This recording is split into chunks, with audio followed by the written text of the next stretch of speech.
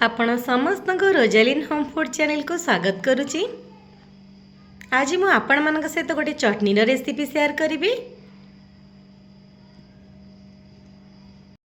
प्रकार चटनी हेले आपण सबुथिरे खाई परिबे। रुटी पूरी परोटा साइड खाइबे खाई परिबे, इडली डोसा रे खाई परिबे। एही चटनी बनैबा पई मु किछि भजा बादाम नेछि, तो फाळे पियाज काटिक नेछि, गोटे इंच अदा, 4-5 कला रसुण नेछि। राग पाई गोटे लंका नहीं, आपड़ जदि बेसी राग खाऊे अधिक लंका नहीं पारे। ये तड़का देवाई मुझे 2टा सुखिला लंका, भुसुंग पत्र, जीरा, सोरिष। एबे चलतु बादाम रु चोपा छड़ी नेबा, ता सहित अदा रसुण पियाज को हल्का आम भाजी नेबा।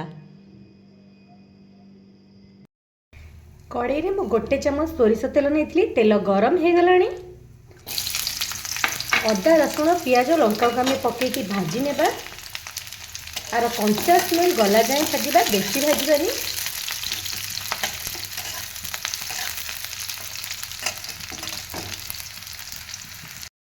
मिनट पड़ेगा। बादाम तो मुझे आगुरी भाजिक रखी, तो आ सहित जस्ट हल्का मिसई के गोटे मिनट भाजी नौ।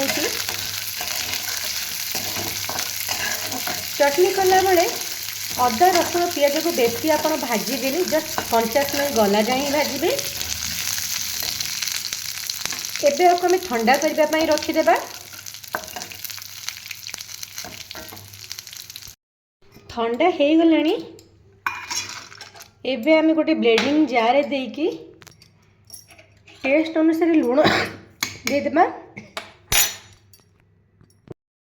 एबे एथिरे अल्प पानी दे चिकन करके बाटी नेबा। चिकन करके बाटी नहीं देखो एमती बहुलिया। आपड़ जदि पतला खाइबा पसंद करुथिबे आउ टिके पानी देबे, नले एमती ही रखिबे, खाइबा को बहुत बढ़िया लागिबो। एबे चलंतु छुंक दे देबा। ए सेम कड़ी रे गोटे चमच तेल नहीं जाइछि, तेल गरम हो गलानी। भुसुंग पत्र, सुखिया लंका, जीरा, सोरिष को भलरे भाजी नेबा।